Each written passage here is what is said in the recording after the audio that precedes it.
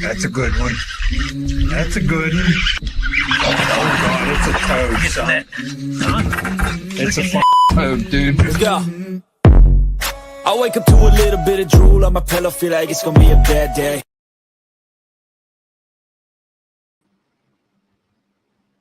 Hey. Hey, what's up, Ben? Hey, what's going on? we Not wait a much. couple seconds here to people hop on, maybe. Yeah. We do our plugs and all, but what's up with Ben, you? not much, man. We'll talk about it here in a little bit, but just got back from Michigan and had a pretty good time up there. Hang on, we got some issues here. Yeah, we got some Facebook Live issues going on right now. But yeah, man, not a whole lot. I can tell you this. I definitely did not miss the heat that we have in North Carolina, which for everyone down here, it's supposed to be extremely hot the next week or so. Well, I was looking like today's heat index was 105, tomorrow's 107, Sunday's 109. Yeah. And the next Friday it's going to drop back to the 80s, but like this week is going to be absolutely miserable. Yeah. What's going on with Facebook on your end, Ben? Do you know it's saying there's issues? It's on our page. Oh, it's just giving us like a caution symbol up there. Whatever. It's not working on. I don't know if it's working on our group page. Hey, we got a couple folks on, so it don't matter. Maybe. Yeah. So guys, if you're watching this, drop a comment in the comment section. Let us know if you can hear us, if everything's good to go. Sometimes the streaming platforms aren't communicating with like Facebook, Instagram, YouTube, whatever it is. But welcome back to Fishing Friday Live. We appreciate everyone that's joining us or going to join us. And as always, Ben and I were talking a little bit, but as always, head on over to support those who support this show. And One Cast Fishing's been doing that from the beginning. So head on over to onecastfishing.com and use the code the OneCast, all one word, at checkout. Get your hands on all that product that Ben has behind him: the snagless jigs, the weedless neds, the long neck hooks, all the soft plastic lineup, the merchandise, everything that you need to stay organized and weaponized for fishing. Also, when you're online, head on over to see our friends at CarolinaWatersNC.com. CarolinaWatersNC.com. Get all that UPF gear, everything that's going to keep you protected from the sun. And then use that link that we always talk about, which is going to save you like 15% on Hobie eyewear. Stay protected from the UV rays. Keep your eyes good to go. And we recommend the floating frame series because you're never going to lose another pair of sunglasses in the water. So use that link. Save some money. And then when you get done with that, head on over to your Play Store, download the Deep Dive app. Deep Dive's got you covered when it comes to breaking down a body of water, whether new or old. It's going to give you all those different features, from the bait tools to the inflow rates, the wind direction. If you're on a TVA system, it's going to talk about the cubic foot per second of what they're pulling. It's got all sorts of different features on there that they use numerous amounts of data to put that program together for you to help you catch more fish out there on the water. It's basically your application version of being a guide service. It's going to give you the answers to the test a little bit. And then when you're done, outside of the heat that we're talking about right now, if you want to move to Central North Carolina, then you want to give our great friend Uncle Terry a call. 4x4 Realtor on Instagram.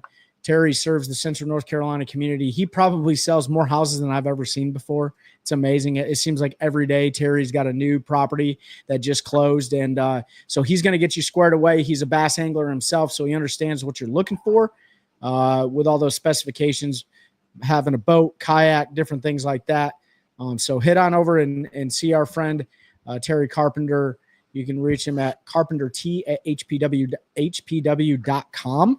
Shoot him an email and let him know that the boys at the OneCast sent you. All right. Great job knocking all that out. I was ready to jump in, but you just rolled with it. Well, you know, you're on here. Good luck at Falls tomorrow. I ain't going to be out fishing because it's going to be. No, you're not going to catch me out on a weekend. That's for sure. One, it's a weekend. Two, it's going to be miserable. So, but I tell you what, though, our good buddy Seth Ellis, he fished Falls Lake last week for Thursday nighter, came in second. Falls is, it's a shallow water slam fest, just like Jordan Lake is right now. We're still dealing with the residual effects of the high water from weeks ago when we got dumped on. Part of that is because we've had rain in between then and now too.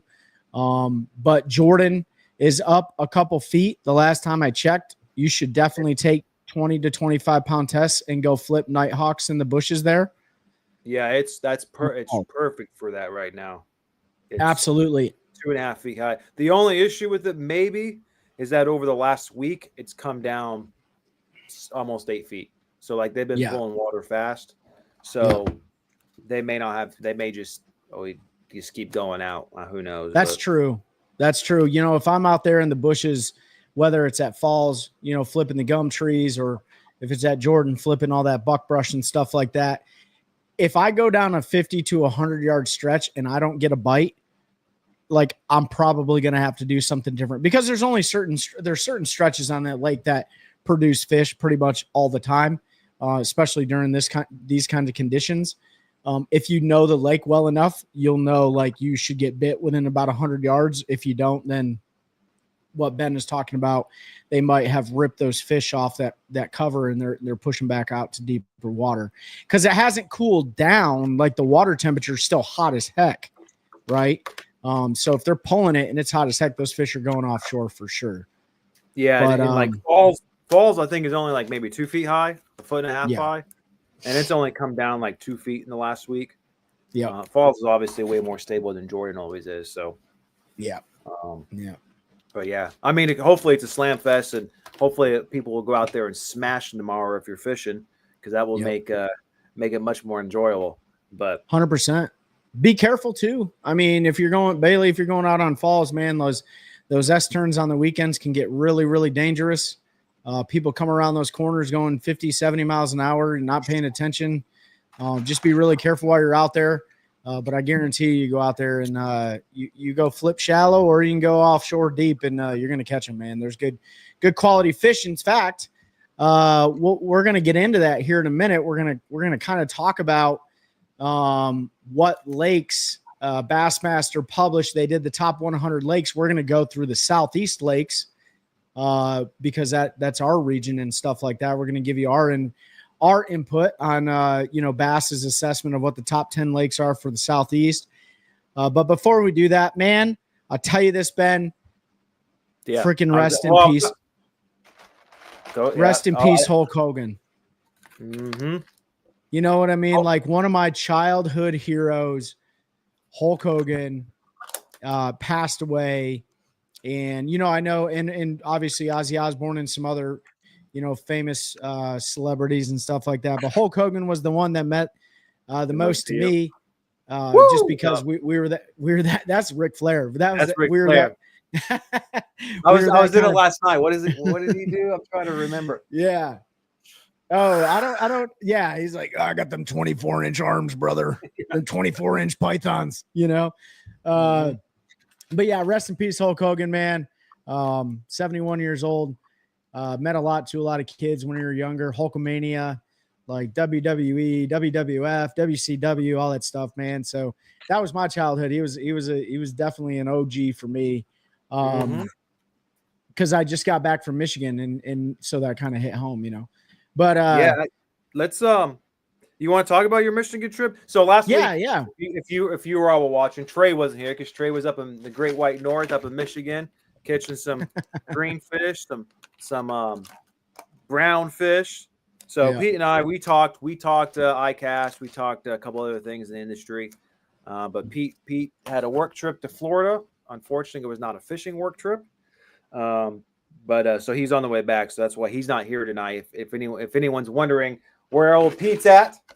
So hopefully next Friday we can all get back together again. But you were gone last week because you were escaping the heat, catching fish. So tell us about it. Where'd you go? Yeah. What was the plan? What'd you do?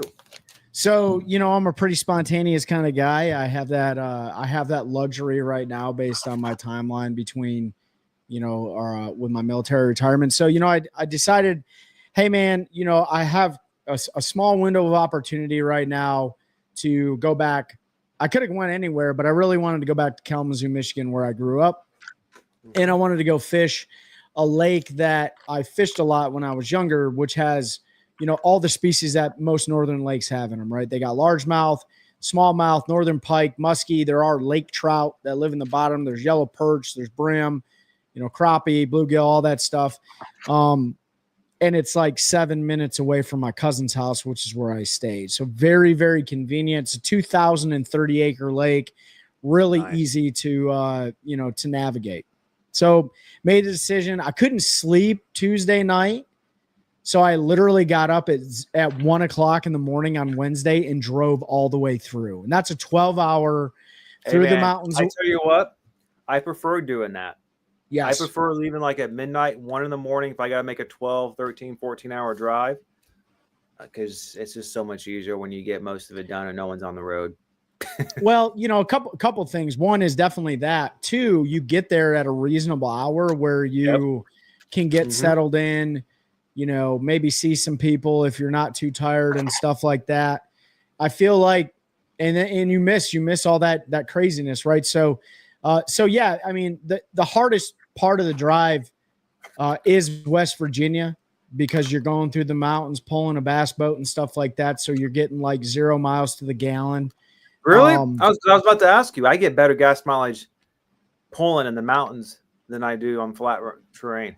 So with my F-150, with my 2010, I get 7.5 miles to the gallon when I'm pulling in the mountains. When I'm on the flatlands, I get like 14 miles to the gallon. So, but again, I have 33-inch tires and stuff like that, stuff I really don't even need. But yeah, so I made that trek up there. My cousin graciously let me stay with him and his wife. My cousin's assistant chief on the fire department up there. His wife's a nurse, so got a family of first responders and stuff. And just went fishing, man. So the first full day that I was up there, and this didn't come without its challenges. So the first day after I got there, so it would have been Thursday, I get the boat, I take it to the lake.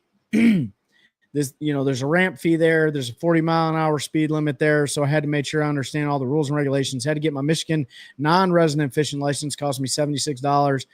And then put the boat in the water. No power offloading, no power loading the boat, right?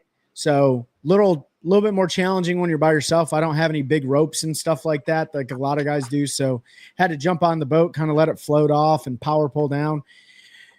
I turn the graphs on, and I run Lowrance HDS Pros. I turn the graphs on, and the front graph is just acting wild. And so I do all the troubleshooting things that I can think of, disconnect it, whatever.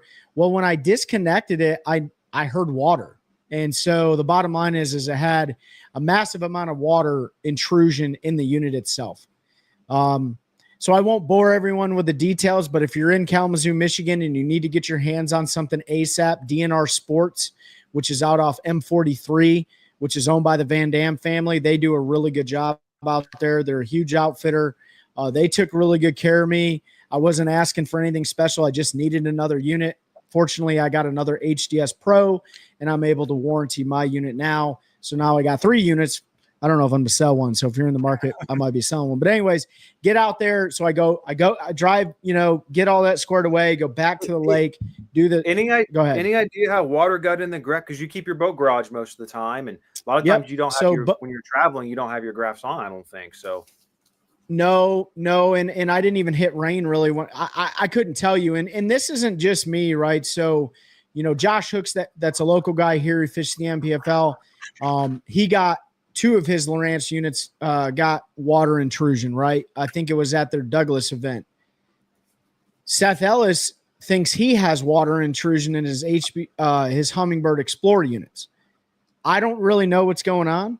All I know is it's not supposed to happen. You're supposed to be able to fish them in the water, right? You don't not throw them in the water, but like fish them in the rain. Pretty normal. Yes. We always do it. So they're supposed to be waterproof. Supposed to be waterproof. Says it right there. It's a selling point, right? So I don't really know what happened, but I know that thing leaked out for like forever. I had to shake it and water was coming out. So I sent that back today to San Diego. Anyways, I get out on the lake finally, got a new graph up front, have to dial in the GPS, get everything calibrated. And my whole intent of taking that northern trip was going for smallmouth. I didn't care about largemouth. I was going for smallmouth. Well, apparently this time of year, smallmouth are extremely difficult to target in this lake. Now, mind you, this lake is 120 feet at its deepest point. So it's a really deep lake. Yeah. 120 feet. Yep. So I commenced to catching a ton of largemouth. And yes, I was using forward-facing sonar technology. I was catching them on minnows. I was catching them on a 4-7 Lures custom fuzzy dice that Phil graciously made for me for that trip. They were smoking that. And then I went to the grass, and that's the beautiful thing about northern lakes is they're natural spring-fed lakes. They got a lot of vegetation. And so one of the baits that I'm not very confident with, which I'm very confident with now, is a chatterbait or a bladed jig. I went to work throwing them shallow, and I must have probably caught 25 largemouth doing that. And so day one, great day. And day two, same thing. And then day three, we were like, we're going to Lake St. Clair. My cousin was like, he hasn't been, it's 2-hour drive from my cousin's house. Mind you, before we go to Lake St. Clair, I take my nephew out. He catches his personal best largemouth, which is just under 4 pounds. I take my cousin Kevin out, who hasn't caught a fish in probably 18 years. He catches a bunch of largemouth on a 1-cast fishing Ned rig. And we list Ned. And then we decide, hey, I don't like to fish on the weekends, but if you're going to go somewhere, like go to Lake St. Clair because it's so massive, right? Yeah. And I'll tell you this, dude, we drive down from Kalamazoo to Detroit, and it's very, very different than I remember. It's like nobody lives there. There's no traffic. How long has it been since you've been through there? Gosh, it's been over 10 years. Wow. Maybe 15, right? Because you don't have to drive through Detroit when you go to Kalamazoo. You just go to Kalamazoo, right? Mm-hmm. So we drive down I-94 straight shot. We get to Lake St. Clair. We put in at the DNR ramp, which is just south of the Selfridge Air Force Base ramp.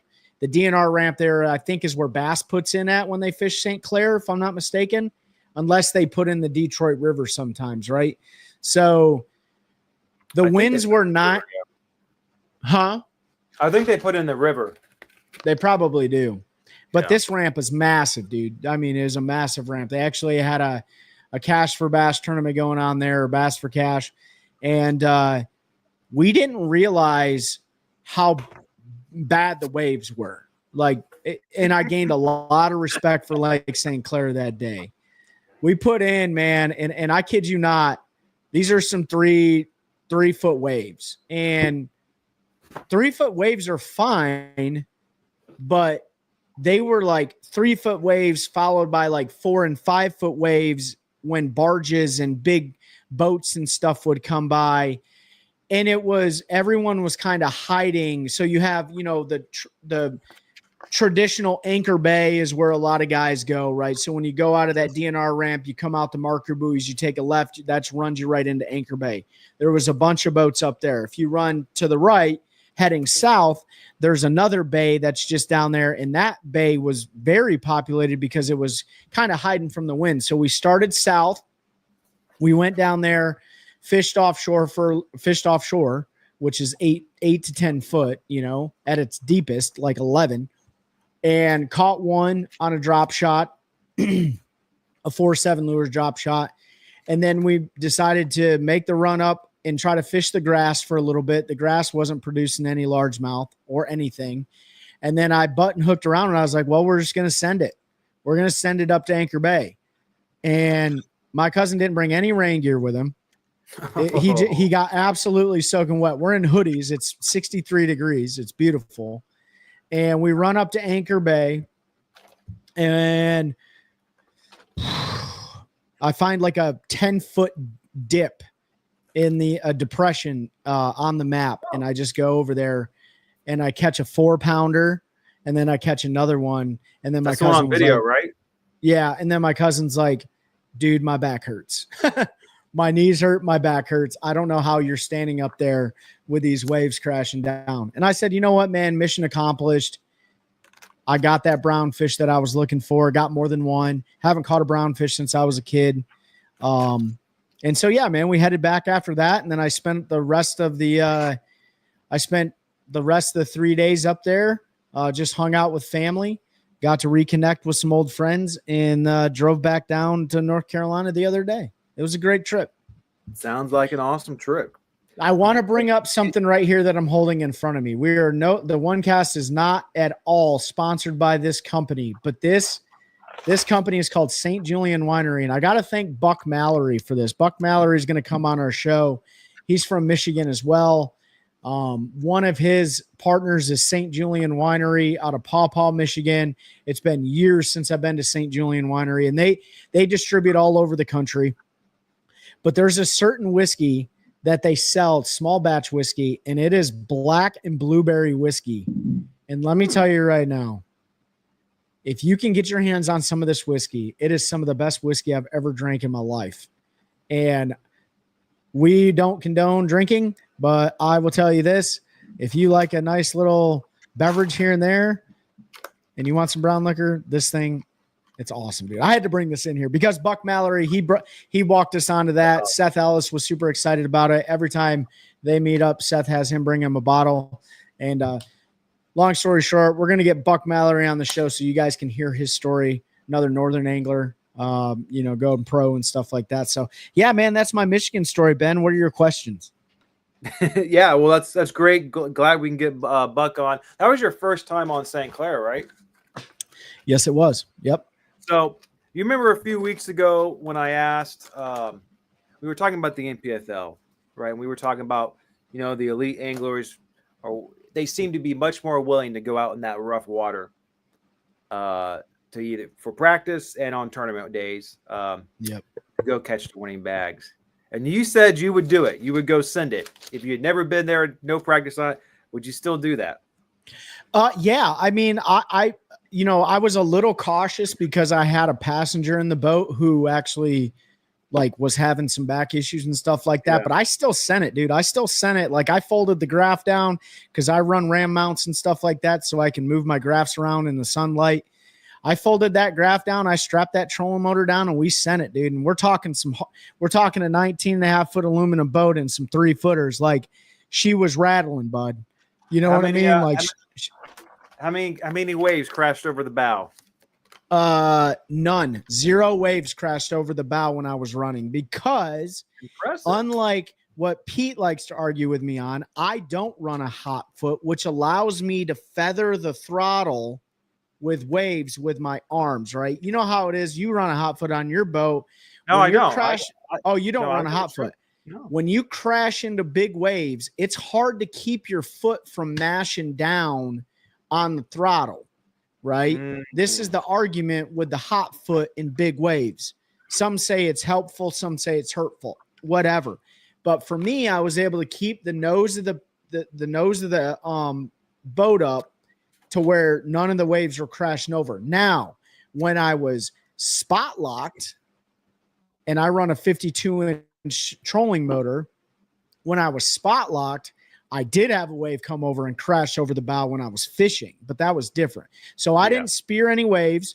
The only thing that happened is, as well as I do, after you own these trolling motors that have the Velcro strap on them, that Velcro starts to go out after a while. That Velcro wasn't staying strapped.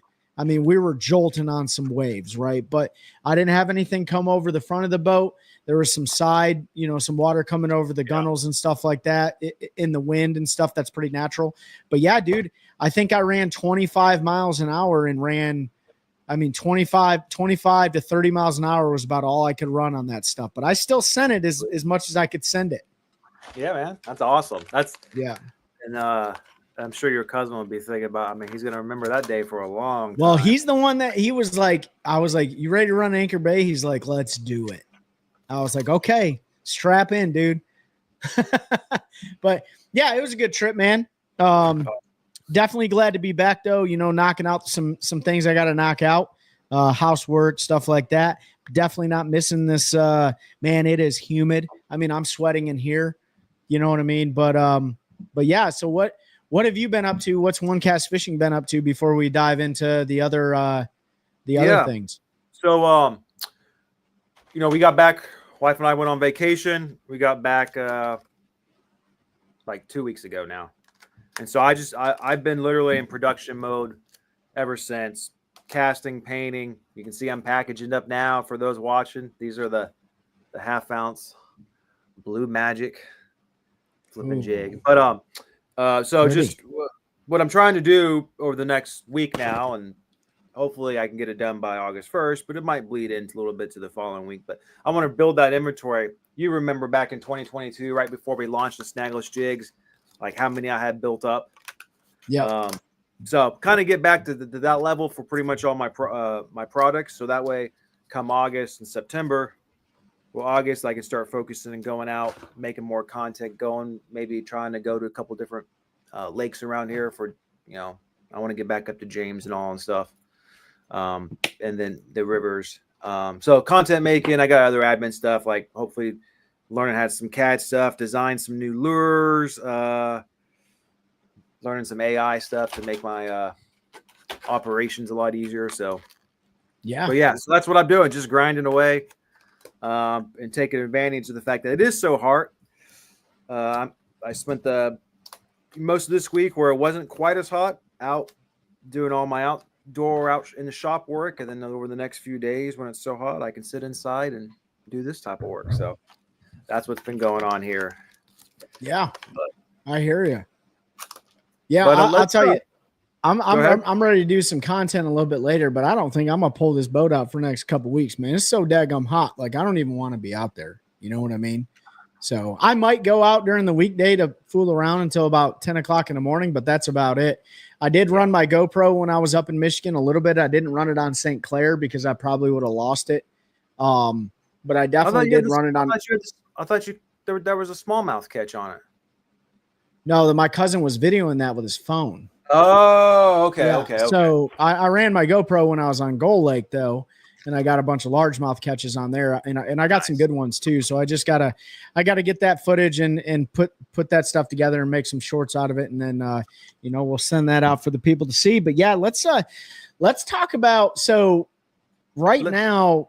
Tournament wise, I think the Opens, something just concluded up in the Chesapeake Bay.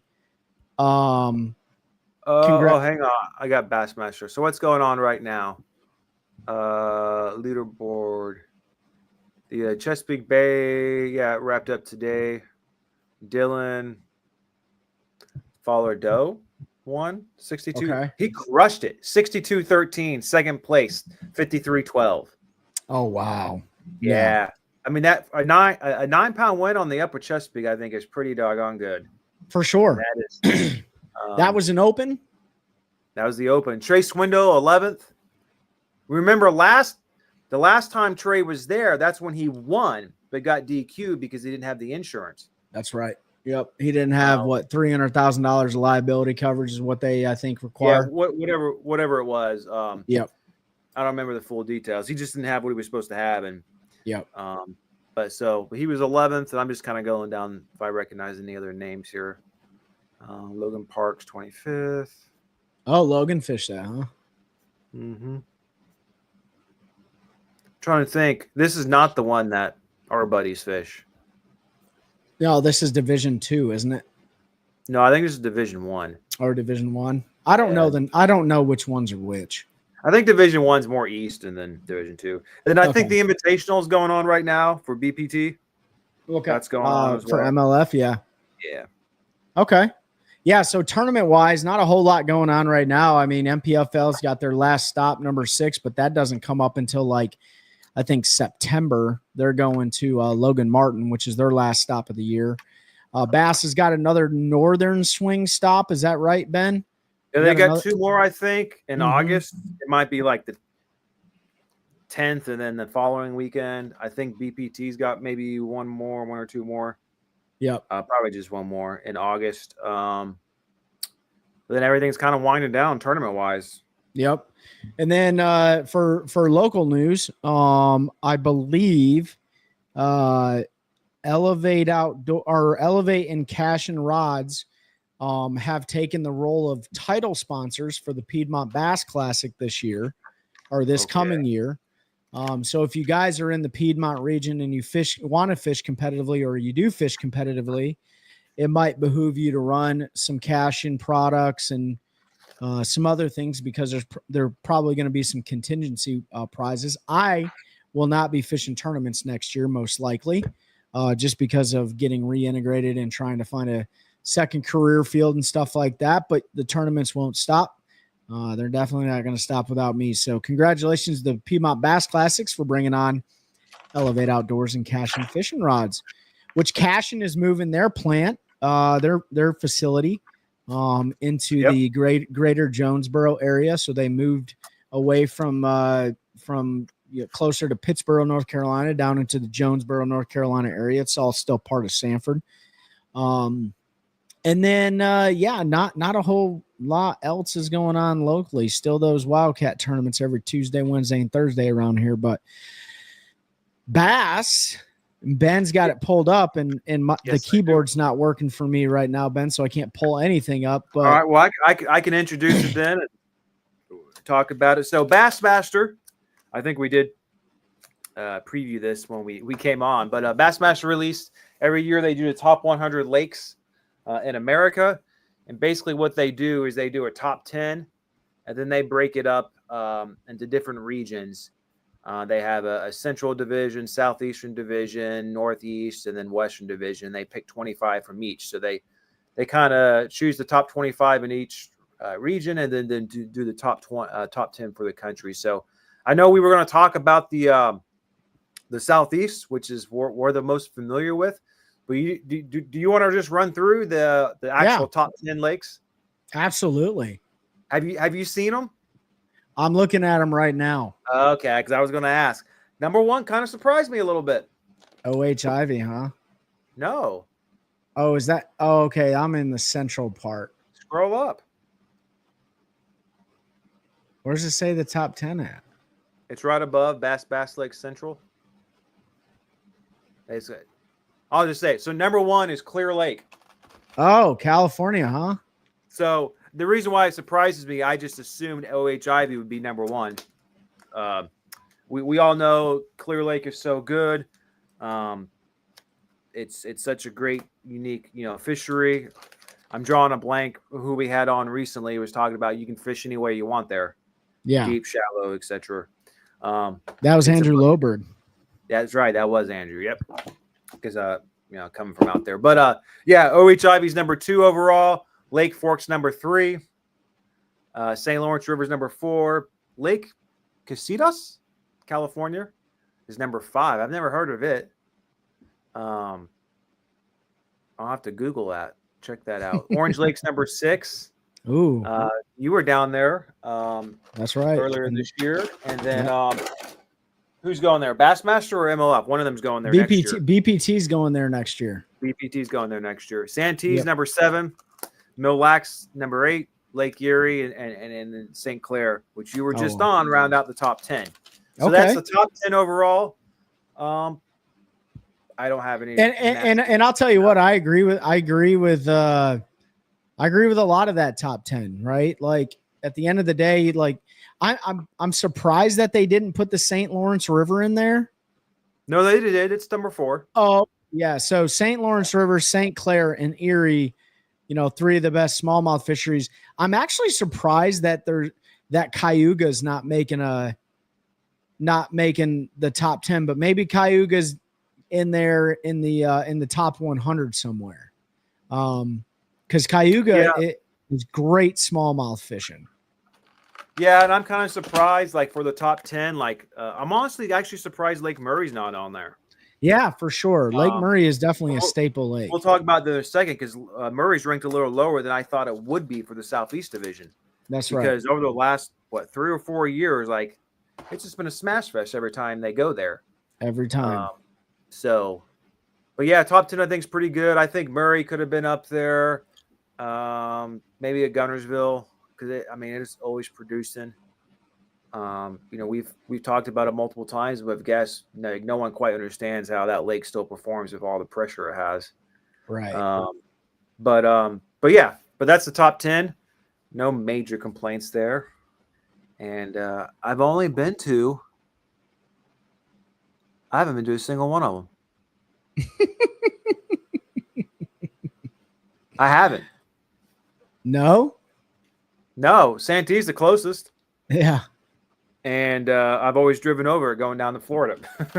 So, but yeah. But you want to go through the top 25 for the Southeast? Yeah. So let's look at the Southeast right here. So, this one, these get me a little excited. I mean, these hit home. These are lakes that a lot of us here at the One Cast we've been on before, or they're part of our bucket list lakes. So we'll jump right into it. Number 1 is Orange Lake, 12,000 and a half acre lake. And if you guys remember, we did a show, and I forgot to mention this at the beginning of the show, but we did a show with Shaw Grigsby. Congratulations on Shaw Grigsby for announcing his official retirement from professional bass fishing. But Shaw's from Gainesville, Florida, and that's where Orange Lake is at. Orange Lake, phenomenal fishery.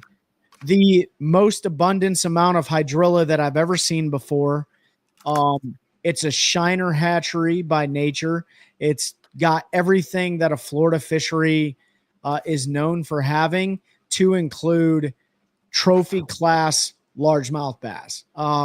In fact, Seth Ellis and I went down there this year earlier so that he could practice fishing aquatic vegetation to simulate what he may be fishing at their Santee Cooper event, which obviously Santee Cooper was off lakes.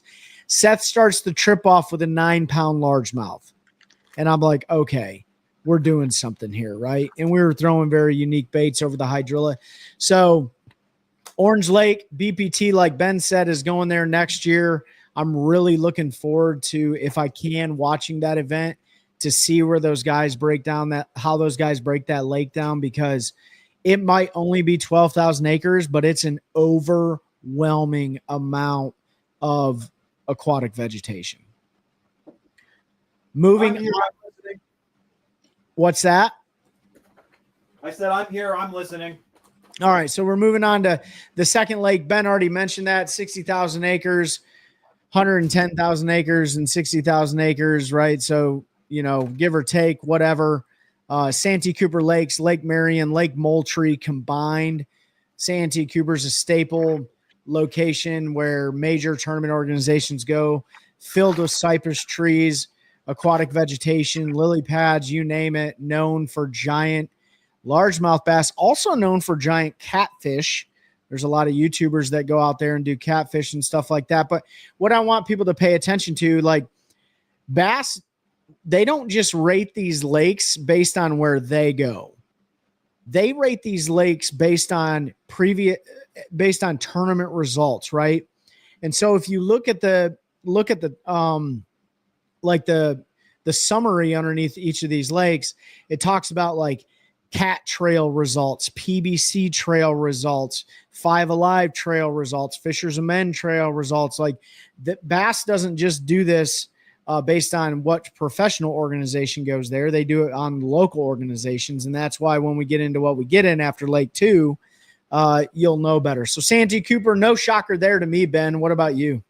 Yeah, no complaints on any of those. Look, you're absolutely right. They're using a lot of data from a lot of these local tournaments to include in this. I mean, a lot of these places, these big trails don't go to, or they don't go to very often. The top ones, I mean, Orange Lake is number 1, and I don't remember the last time any of the major trails went to Orange Lake. No, me neither. So, I think maybe Heavy Hitters went there before, but other than that, like you don't really hear a lot of big tournament organizations going there. But for number 3, Guntersville, I think that needs no introduction or much to talk about because we all know what Guntersville is. Yeah, more 4-pounders in that lake than anywhere else, for sure. Except March River. Yeah. But the next one is right here in our backyard. Yep. And this one hadn't hit the map before, at least from, I have years of Bassmaster magazine sitting in here in the podcast room. and I love to keep them because I think they're cool to have. I've never seen the Albemarle Sound on their radar before. And so it's cool because they talk about the Albemarle Sound, the Pasquotank River, the Roanoke River, the Chowan River, the North River, the Alligator River, which are all different rivers that feed into the Albemarle Sound. And they are all very unique in their own nature. So, we all saw what Kyle Welcher did here this year. That was, he got a century belt here. He caught those giants off the bed. Bass was not here at the best time for the Albemarle Sound, were they, Ben? So Bass is coming back next year. They're coming in June, which should be an absolute slugfest, kind of early June. That's when Pete really starts going down. You'll be seeing a lot more frogfish and top waters and all sorts of stuff when they come. I will say, though, I do think because Kyle put on such a show there, I think that definitely got his weight there is what got this on the list. Because if 100%. He didn't do that, it was average like everybody else. It didn't really. It was okay, but it didn't really show out. But that's because of the weather, the cold front. They came in April and stuff. But Welcher doing that performance, and then they probably looked into it better. And there's always massive bags. They probably watched our show and heard us talk about the fact that they need to come down in June. That's what I said. When the Roanoke River's on fire with the pads and the Chowan River's on fire with the cypress trees and everywhere else is on fire, minus the fact if we get multiple days of strong east winds and it starts blowing a bunch of salinity in to the river system, and then guys are catching redfish and flounder and then bass in the same aspect, right? So I'm really excited about that, though. I know a lot of people are, oh man, when you put stuff on the radar, it tends to ruin the fishery. Look, man, first and foremost, tourism is a huge revenue stream for a lot of places. The Albemarle Sound will always be a stranger to tourism just due to the fact that there's zero infrastructure there. There's some infrastructure, but there's not very much there to support major tournament organizations coming there all the time. It just doesn't have it, right?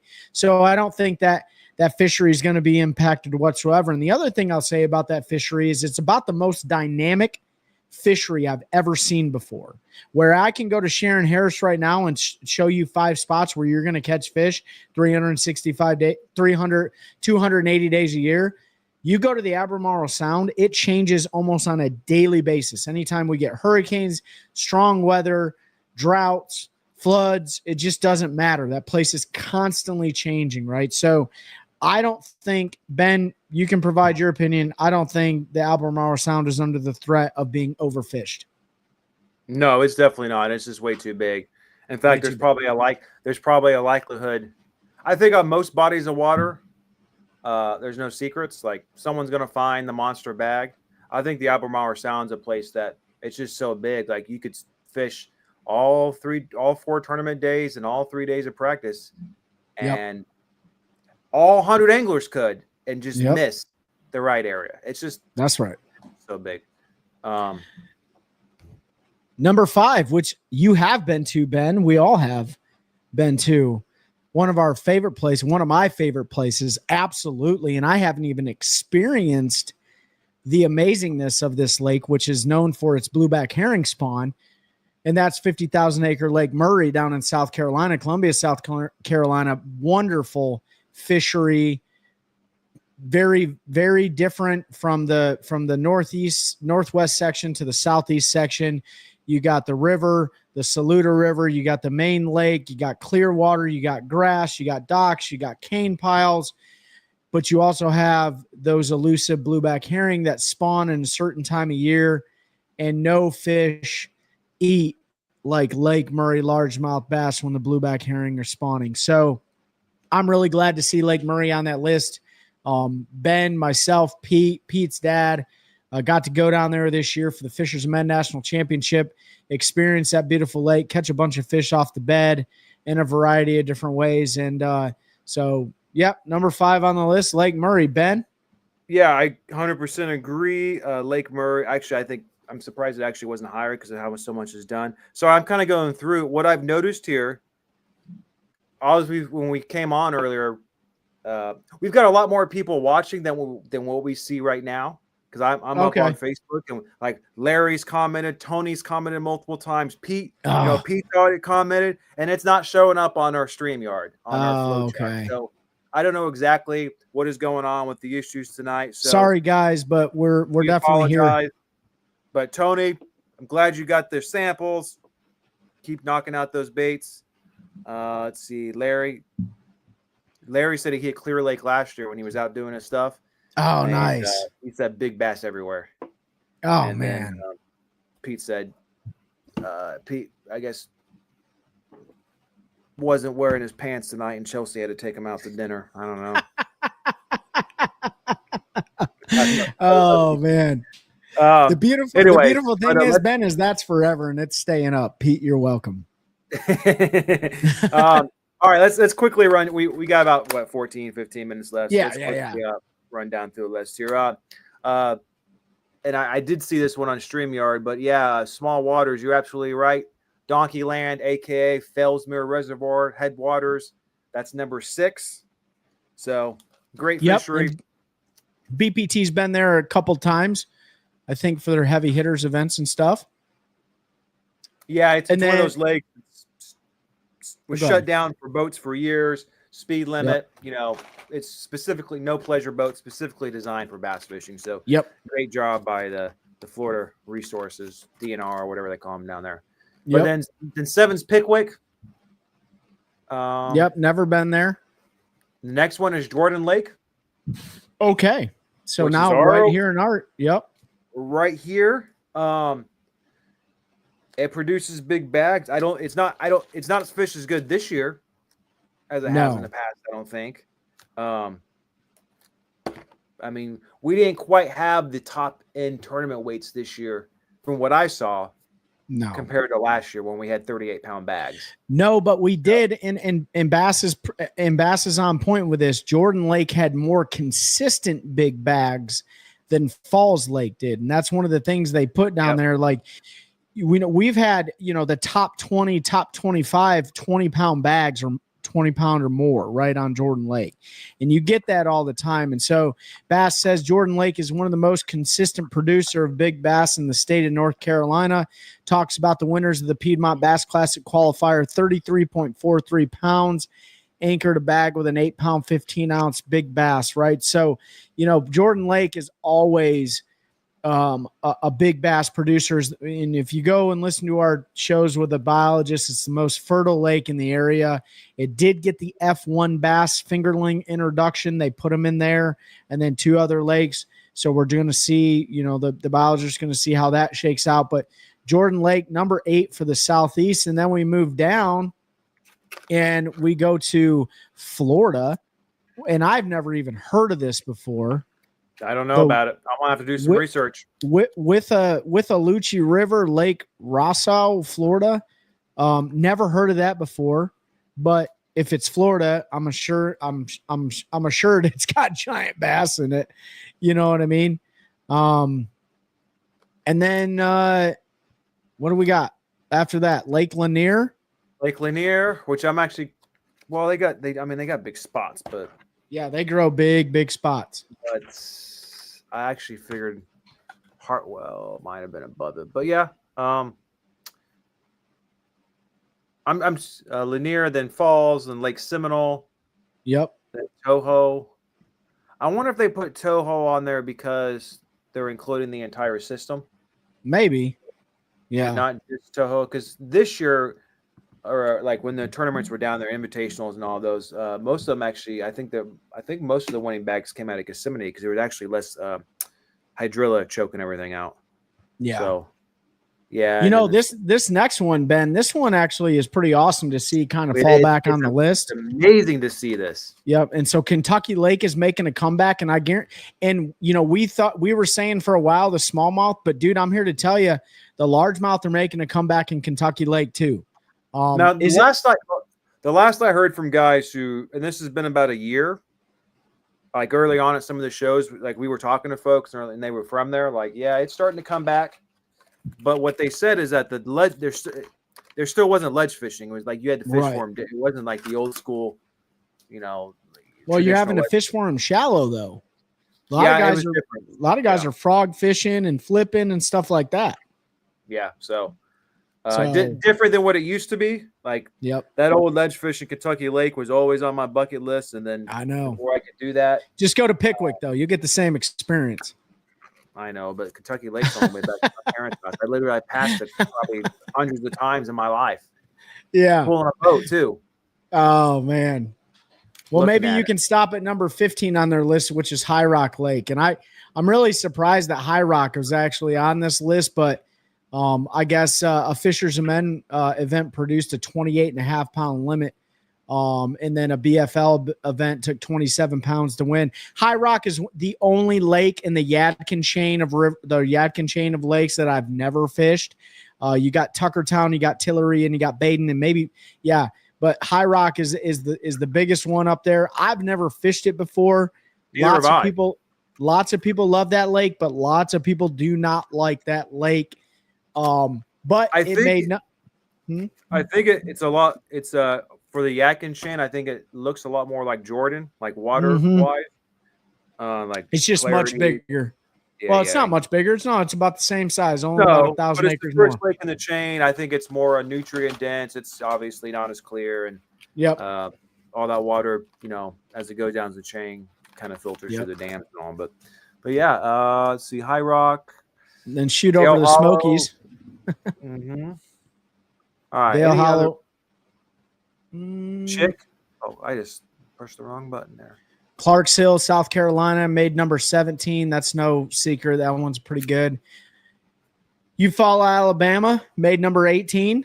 Eufaula is always a staple lake. Chick, yep, you said it, made number 19. Number 20, this one actually is interesting, and we were talking about this before the show, Ben. 7,000-acre Lake Chatuge, which is both in the state of North Carolina and Georgia. Our buddy Will Harkins is constantly fishing down there. He's a stick on Lake Chatuge. They got really big spotted bass in that lake. And they got they got meanmouths in that lake, I think. Meanmouth. So I haven't paid it. I've never been out there. It's a long ways from us, dude. I think it's probably like 5 or 6 hours, but it's really far. Talking with the biologists and all, that was one of the first lakes those Alabama spots got into, and basically there's no smallmouth left in Chatuge or pure smallmouth. They're all interbred with the spots and the meanmouth. So there've been some big ones. So hopefully that will continue. That's a lake would be cool to get out to. And then Wheeler in Alabama's on there. I'd like to fish Wheeler. Watching the elites there this year, I think it was Cliff Prince won. Was it this year or was it last year? I can't remember. Might have been last year. I don't remember. Cliff Prince won his very first Bassmaster Elite Series event on Wheeler. There was no current at the time. He was throwing and ripping a chatterbait through the grass. John Cox was in the slop throwing a frog all day long. Some guys were smallmouth fishing, doing it. But the Decatur Flats is a huge popular area on Wheeler Lake, and I've never been there, so that's definitely a bucket list lake for me. What's next, Ben? South Holston Reservoir, Tennessee, Never heard Virginia. I've seen it on the map. Don't know anything about it. I assume there's smallmouth or spots there. Tennessee, Virginia area, looks like. So that would be, but I'll have to look into that. That one may be closer to us actually than Chatuge. It's only 7,500 acres. It's pretty small. And then 23 is Hartwell, which I think should maybe be a little higher, but I don't know if all the pressure Hartwell gets. It might be one of the most pressured tournament lakes in the country, just because the last few years, because you're always seeing. I mean, you had classics, you've had I think opens, you've had regular, pro tournament events, you've had all the college, you've had all those massive high school tournaments out there and stuff. So maybe that's why it's down a little bit, just because it is so pressured. Yep. Ross Barnett's 24. Never been there. Never been. And then Okeechobee's 25, which is Okeechobee's last in the Southeast. Yeah, I'd have to go back. I'm gonna guess it dropped from last year, because last year that's when you remember Scarlett Martin just absolutely had the best open tournament ever. Yeah, and I think it was also last year too. Wasn't there like 15 30-pound bags caught in one local tournament or something? So yeah. Well, and then you saw the way it fished this year, right? So you had Brandon Polinak that came away with the victory on Okeechobee this year, if I'm not mistaken. He was throwing that big plug in the canals, but Okeechobee, the main part of Okeechobee has been so dirty because the water has been so low. Yeah, I believe that really hasn't been fishing as good as it did the year before and in previous years. So it's no surprise to me that Okeechobee fell. I am surprised that some lake. I'm actually surprised Hartwell is even on there, to be honest with you, because it really doesn't. It's not really like. It's not like an outstanding I mean, it's a great fishery, but like it's kind of like one of those middle of the pack. Like if you do 14, 15, 16 pounds, you're doing all right. I was really surprised to see a number of our lakes on there. I'm actually happy about it. But I just wanted to run through real quick this list. And, now that I'm looking at it, like, dude, I've been to a handful of these lakes, starting to get some experience. Going back to number 1, Orange Lake, I went to this year. Number 4, Albemarle Sound, I went to this year. Number 5, Lake Murray, I went to this year. Jordan Lake, number 8, I've been on this year. In fact, that's where my biggest fish of the year came from. That was 8 pounds even on a jerk bait in front of a bunch of elementary school kids on a field trip. That was cool. Number 11, Falls Lake, I've went out there and dropped some good weight this year. Lake Toho, number 13, I've been there before. So, just going down the list, I'm like, man, that's crazy that you start to travel around and you get some experience. Obviously, I haven't been to a lot of the Tennessee stuff. So, What do you think? Anything that was left off? And I think the states were North Carolina, South Carolina, Georgia, Florida, Mississippi, Alabama, and Tennessee. Mississippi. Louisiana is in a different division. So is it? Yeah, because I was like, why is Bussy Break and or Caney Reservoir, why weren't some of those on there? But yeah, they are Louisiana. They put it in the Central Division. So any lakes you're surprised that are not on there? Well, I mean, Florida is one of the states I can think of that I'm surprised that. I'm not surprised that Orange Lake is up at the top, but I guess it's no surprise that the Harris chain of lakes isn't on there. Yeah. But the St. Johns River always has good fishing, and I'm actually surprised that the St. Johns River's not on there and Okeechobee is on there. North Carolina doesn't surprise me at all. Not at all. Georgia, Lanier doesn't surprise me that it's the main Georgia deal. I'm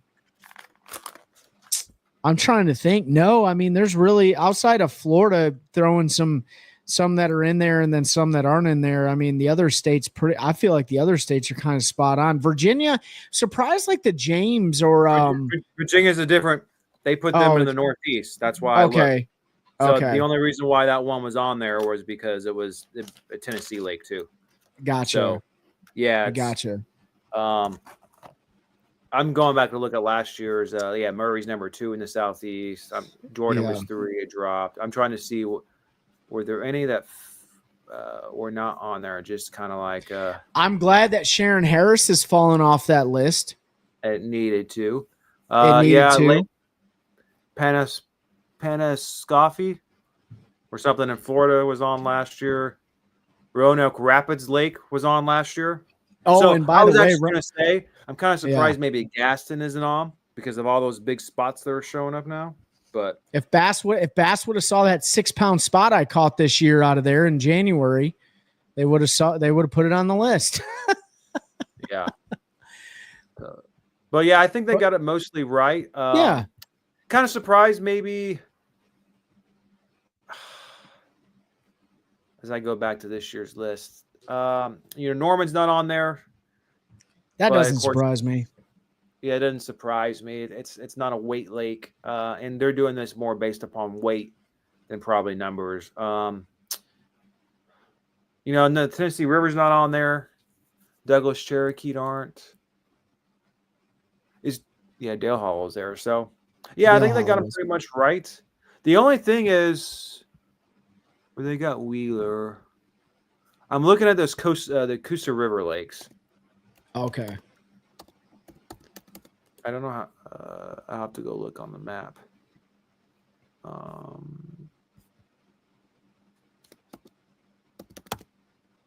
Let's see, reservoir. Lake Jordan, Alabama, Bowdoin, Mitchell, Lay Lake, Alabama, Logan Martin, Neely, Healing. Okay, maybe not. Okay. Yeah, I think they got it pretty much right. Or, maybe not the right order, but I think they got most of them.